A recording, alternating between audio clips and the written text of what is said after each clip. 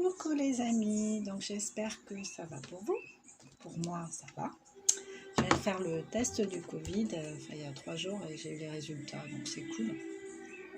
Après, je m'inquiétais pas plus que ça, mais c'est pour retourner travailler en EHPAD, en fait, refaire la sophro avec les seniors. J'aime trop faire ça. Donc voilà, je suis contente. Alors, si vous m'entendez un peu renifler d'ailleurs, vous étonnez pas parce qu'ils m'ont quand même. Vous savez comment ça se passe, quoi, les petits tuyaux dans le nez, ça chatouille, c'est pas agréable. Et moi, qui suis hypersensible, du coup, ça reste. Donc voilà, alors, aujourd'hui, je vous présente le petit coffret pour ne plus se mettre en colère. Donc, la colère est un rôle à jouer dans notre équilibre psychique, à condition que nous sachions l'identifier, l'accepter, la canaliser et l'exprimer de façon à faire évoluer positivement les problèmes qui surviennent au quotidien. Donc autrement dit, apprivoiser sa colère. Et ça se fait ça se fait en amont, ça se fait pas une fois que je suis en colère, quoi. C'est comme les exercices de sophro que je vais donner aux patients, aux enfants entre 2 séances. Entraînez-vous. C'est pas juste quand on se voit qu'il faut le faire, c'est pas une fois qu'on est en plein dedans, en plein marasme, on n'est pas habitué, des gens ne gèrent pas le truc en fait. Donc l'idéal c'est vraiment de le faire en amont, quoi, de se préparer à repérer la colère. Qu'est-ce qui me met en colère? On est lundi, jeudi, je dois rencontrer telle personne qui me saoule, je ne suis pas d'accord avec elle, on sort toujours des trucs que je trouve désagréables à mon encontre, ou voilà, elle me prend de haut, ou bon, on me demande trop, enfin je sais pas, n'importe. Alors regardez ce que ça évoque chez vous. On est lundi, d'ici jeudi, j'ai quand même moyen d'abaisser un peu le ressentiment que j'ai vis-à-vis de cette personne. Donc déjà, je vais essayer de griller les pensées qui viennent comme ça, qui vont venir alimenter des choses négatives dans cette relation avec cette personne. Donc je les grille en fait, je ne les grille pas, je les crame pas, hein, mais je m'en aperçois. Ah merde, je suis en train de penser à elle. Ah ouais, non. Je suis en train de penser du mal d'elle. Non, faut que... Pourquoi je pense ça? Qu'est-ce que je ressens quand je pense ça? Qu'est-ce qui se passe dans mon corps? Pourquoi son attitude me dérange autant? Qu'est-ce que je pourrais faire pour me préserver de ça, me protéger de ça? Parce qu'évidemment, je ne vais pas pouvoir changer la personne. La seule façon de changer une personne, c'est d'avoir un comportement différent. Là, la personne peut adapter son comportement par rapport au vôtre. C'est souvent le cas d'ailleurs. Quand on se met en posture de victime, souvent les autres en face, ils nous voient comme la victime qu'on a choisi d'incarner en fait. Donc voilà. Bon, alors j'avais commencé à faire une vidéo, ça s'est coupé. Donc là, j'en fais une autre. Et j'avais tiré 2 cartes. Donc, je n'attends pas d'être en colère pour me préparer à la colère, hein, c'est ce que je viens de dire. Donc, savoir résister à des passions néfastes procède d'un entraînement régulier.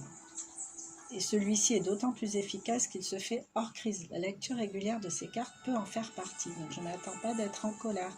Si vous avez du mal avec ça, gardez la carte sur vous. Un endroit pas enfoui non plus, quoi. Vous puissiez la voir tomber dessus assez régulièrement. Vous faites une photocopie et placardez-vous ça quelque part, ou réécrivez en gros, je sais pas. On pense bien. Moi j'aime bien les petits bracelets pense bien. J'aime bien les petits bracelets fins comme ça. Donc à une époque j'en avais acheté un, c'était mon pense bien. C'est-à-dire que je faisais des accords avec moi, des petits contrats quotidien, et je me disais aujourd'hui grâce à ce bracelet tu vas penser à faire ci, à faire ça, à réfléchir à ci, à réfléchir à ça. Voilà, c'était mon contrat avec moi-même que j'avais sur moi. Donc ça c'est cool. Deuxième carte, j'arrête de croire que je détiens la vérité.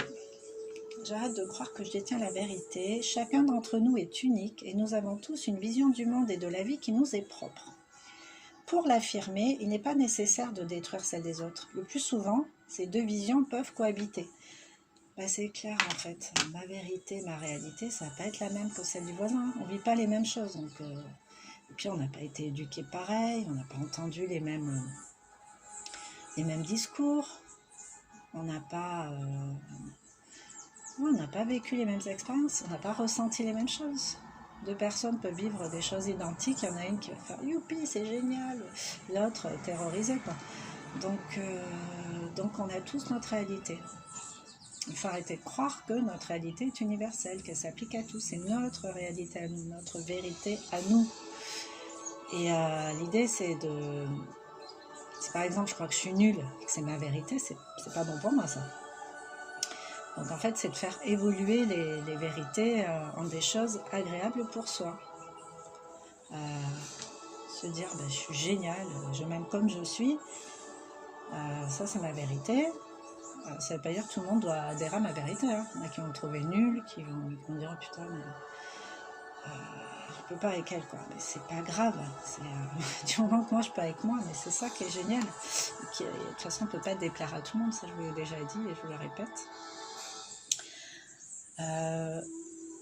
Être dans votre vérité à vous, c'est vous être fidèle à vous. Et avant d'être fidèle aux autres, soyez fidèle à vous. Donc, mais bon, si ce sont des vérités qui sont destructrices, ben, faut les faire évoluer en vérité plus agréable et surtout plus juste, parce que c'est pas juste de se dire je suis nulle, je vaux rien, c'est pas juste du tout. Donc si on a le temps, si la vidéo ne coupe pas, parce que j'ai pas l'intention d'en faire 50 aujourd'hui, on va terminer avec le mudra. Un mudra. Bon, je vous tire une dernière carte, ne plus se mettre en colère. Ah bah non, je prends celle-ci. Je ne suis pas obligée de réagir en toutes circonstances. Alors, je mets mes lunettes pour bien lire. Hein. La colère apparaît parfois lorsque nous nous sentons impuissants face à une situation. Ben, c'est clair, hein, quand on n'a pas d'argument, il y a des gens qui vont se mettre en colère, ils vont se mettre à vociférer, insulter. Ils sont à court d'arguments en fait. Nous nous sentons obligés de répondre présent sans trop savoir comment. Or, il vaut mieux ne pas réagir tant que l'on n'a pas trouvé de réponse adéquate. C'est clair. Donc ma petite astuce, hein, je vous l'ai déjà donnée, mais pour ceux qui n'ont pas suivi, ben, interrogez-vous. Comment je me ressens? Qu'est-ce qui se passe là en ce moment? Il vient de me dire ça, je ne me sens pas bien avec ça. Rappelez-vous que la vérité de chacun, c'est très personnel. Hein. Donc s'il vous dit ouais, de toute façon, toi t'es nul, tu sais pas faire ça, ou t'es qu'un con, t'as fait ça comme ça, t'aurais pas dû.